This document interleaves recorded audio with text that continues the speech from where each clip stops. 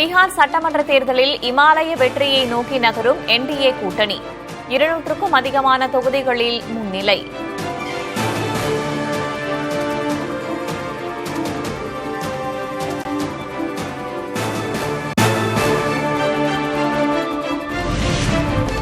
NDA கூட்டணியில் 80க்கும் அதிகமான இடங்களில் நிதிஷின் ஜேடியு முன்னிலை. 10வது முறையாக முதல்வராக நிதிஷ்குமார் பதவியேற்பார் என்று கட்சியினர் நம்பிக்கை.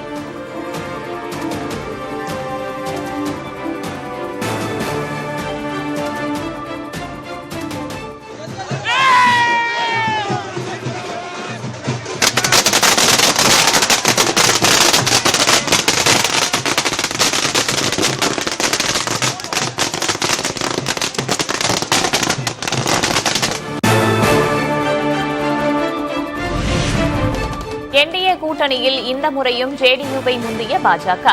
பீகாரில் 90க்கும் அதிகமான இடங்களில் பாஜக முன்னிலை.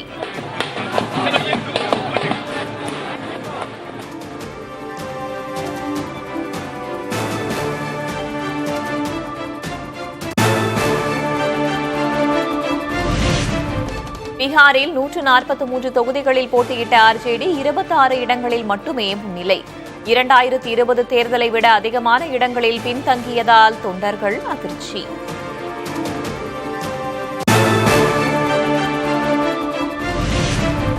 பீகாரில் இந்தியா கூட்டணியில் பலத்த பின்னடைவை சந்தித்துள்ள காங்கிரஸ். போட்டியிட்ட 61 தொகுதிகளில் 4 மட்டுமே முன்னிலை.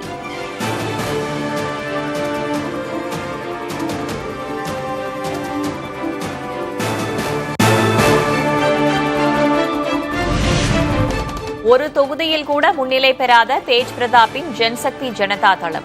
மஹ்வா தொகுதியில் 4வது இடத்தில் உள்ள தேஜ் பிரதாப் யாதவ்.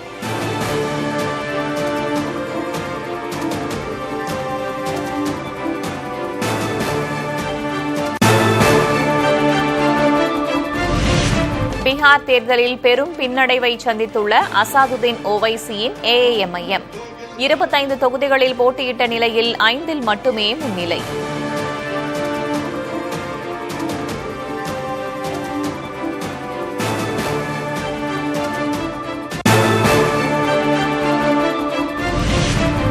பீகாரில் இஸ்லாமியர்கள் அதிகம் வாழும் சீமாஞ்சல் பகுதியில் என்டிஏ கூட்டணி முன்னிலை. அராரியா, பூர்ணியா, கதிஹார், கிஷன்கஞ்ச் மாவட்டங்களில் 24 தொகுதிகளை உள்ளடக்கிய சீமாஞ்சல்.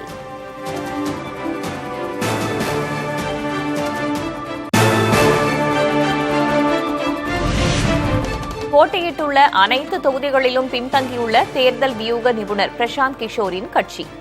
தேர்தல் ஆட்டத்தை குலைக்கும் வகையில் பல தொகுதிகளில் 3வது இடத்தில் ஜன் சுராஜ்.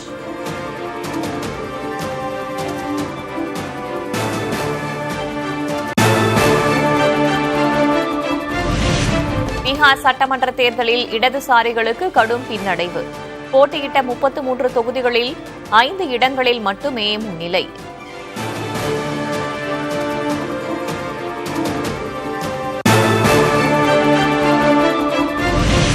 பீகாரில் என்டிஏ கூட்டணியின் வெற்றியை கொண்டாடும் பாஜக தொண்டர்கள். டெல்லியில் உள்ள தலைமை அலுவலகம் முன்பு கூடி மேளதாளங்கள் முழங்கி மகிழ்ச்சி.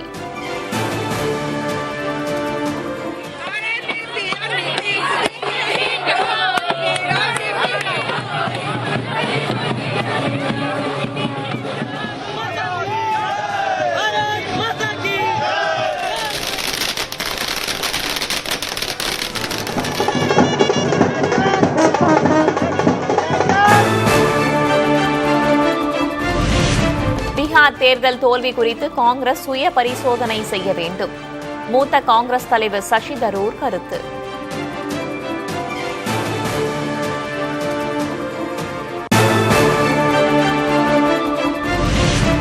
பீகார் தேர்தல் முடிவு தொடர்பாக முதல்வர் மு க ஸ்டாலினிடம் கேள்வி. முழுமையான முடிவு வெளிவரட்டும் என பதில்.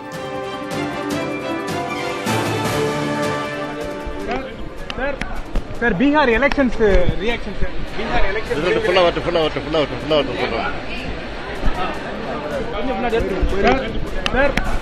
Bihar elections reaction, sir. Bihar elections.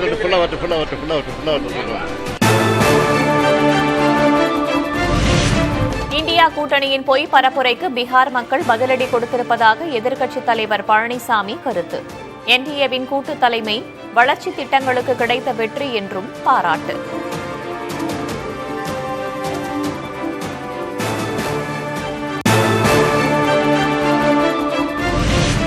வெற்றி பெற்றால் துள்ளி குதிப்பதும் தோல்வியடைந்தால் கவிழ்ந்து படுப்பதும் காங்கிரசுக்கு தெரியாது. பீகாரில் தோற்கவில்லை, வெற்றி வாய்ப்பையே இழந்திருப்பதாக தமிழக காங்கிரஸ் தலைவர் செல்வ பெருந்தகை கருத்து. வெற்றி பெற்றால் துள்ளி குதிப்பதும் வெற்றி வாய்ப்பை இழந்தால் கவுந்தரிசி படுத்துக்கிற கட்சி காங்கிரஸ் பேரிக்கம் கிடையாது. தோல்வின்னு சொல்ல முடியாது, வெற்றி வாய்ப்பு இழந்திருக்காங்கன்னு சொல்றாங்க.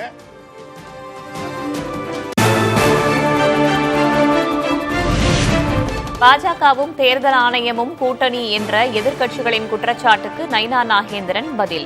2021 தேர்தலில் திமுகவுடன் தேர்தல் ஆணையம் கூட்டு வைத்திருந்ததா எனவும் கேள்வி. 2021 சட்டமன்ற தேர்தலில் திமுகவோடு ஆதரவாக இருந்துச்சா தேர்தல் கமிஷன்? 2021 திமுக ஜெயிக்கும் போது அங்க தேர்தல் கமிஷன் திமுகவோட ஆதரவாக இருந்துச்சா?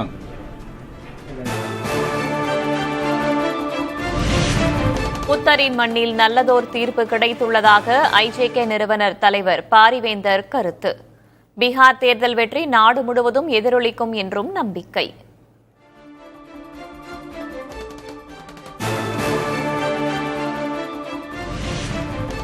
நாடு முழுவதும் காலியாக இருந்த 8 சட்டமன்ற தொகுதிகளுக்கான இடைத்தேர்தல் முடிவுகள். ஜம்மு காஷ்மீரின் நக்ரோட்டா தொகுதியில் பாஜக வேட்பாளர் வெற்றி.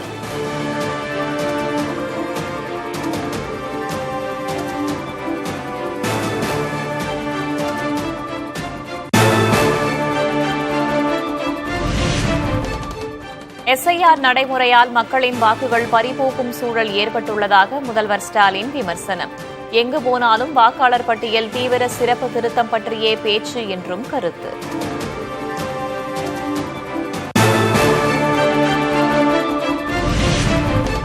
சென்னையில் பல்வேறு நலத்திட்ட பணிகளை தொடக்கி வைத்த முதல்வர் ஸ்டாலின் கொளத்தூரில் நடைபெற்று வரும் அரசு திட்ட கட்டுமான பணிகளையும் ஆய்வு செய்தார்.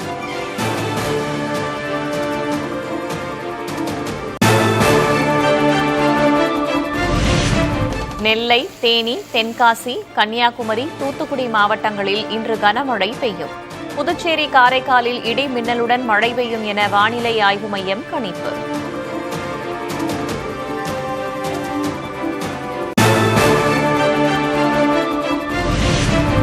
கடலோர மாவட்டங்களிலும் உள் மாவட்டங்களிலும் நாளை மழை பெய்யும். புதுச்சேரி, காரைக்காலின் ஒரு சில இடங்களில் மழை தொடரும் என கணிப்பு.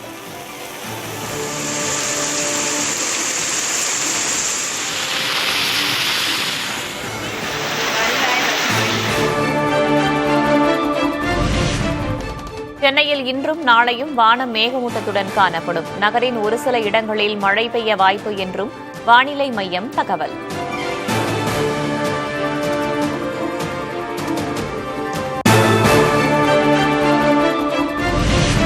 நவம்பர் 17, 18ஆம் தேதிகளில் 12 மாவட்டங்களில் கனமழை முதல் மிக கனமழை வரை பெய்ய வாய்ப்பு. சுயாதீன வானிலை ஆய்வாளர் ஹேமச்சந்தர் பதிவு.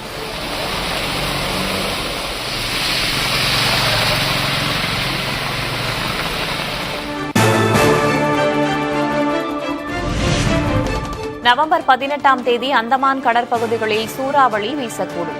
குறிப்பிட்ட நாளில் மீனவர்கள் கடலுக்கு செல்ல வேண்டாம் என அறிவுறுத்தல்.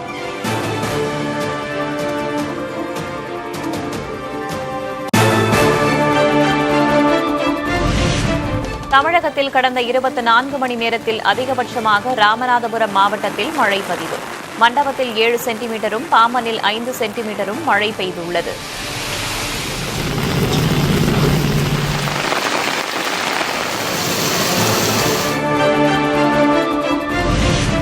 திருச்செந்தூர் சுற்றுவட்டார பகுதிகளில் 2வது நாளாக தொடரும் கனமழை. சிவன் கோவில் வளாகத்திற்குள் தேங்கிய மழைநீர்.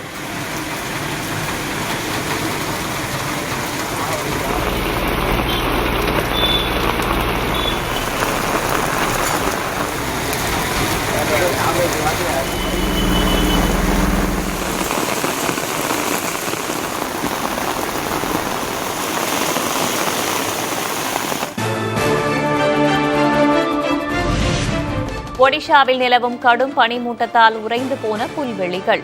வெப்பநிலை 8 டிகிரி செல்சியஸிற்கும் கீழ் குறைந்ததால் மக்களின் இயல்பு வாழ்க்கை பாதிப்பு.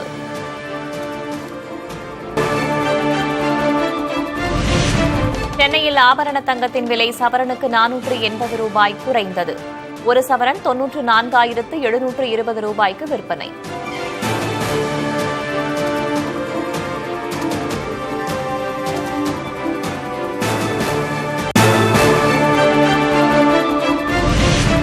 சென்னையில் வெள்ளியின் விலை கிலோவுக்கு 3000 ரூபாய் குறைந்தது. 1 கிராம் வெள்ளி 180 ரூபாய்க்கு விற்பனை.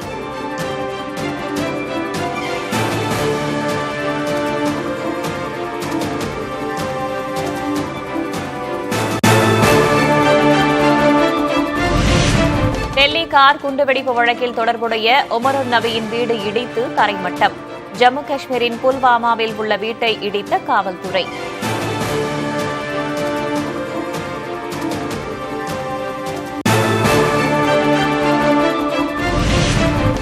டெல்லி குண்டுவெடிப்பு குறித்து பிரதமர் தலைமையில் அனைத்து கட்சி கூட்டம் கோரும் காங்கிரஸ். நாடாளுமன்ற குளிர்கால கூட்டத்தொடரை முன்கூட்டியே தொடங்கவும் வலியுறுத்தல்.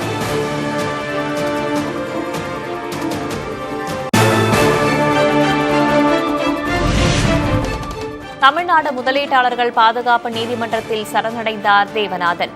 இடைக்கால பிணையை நீட்டிக்க சென்னை உயர்நீதிமன்றம் மறுத்த நிலையில் சரண்.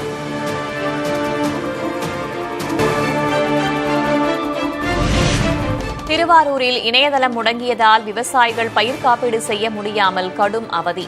நாளையே கடைசி தேதி என்பதால் காப்பீடு செய்யும் தேதியை நீட்டிக்க கோரிக்கை.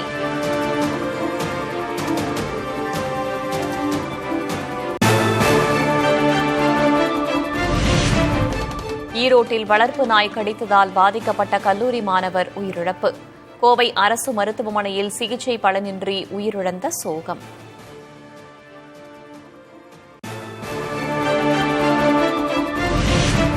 இந்தியாவுக்கு எதிரான முதல் டெஸ்ட் போட்டி 159 ரன்களுக்கு சுருண்டது தென்னாப்பிரிக்க அணி.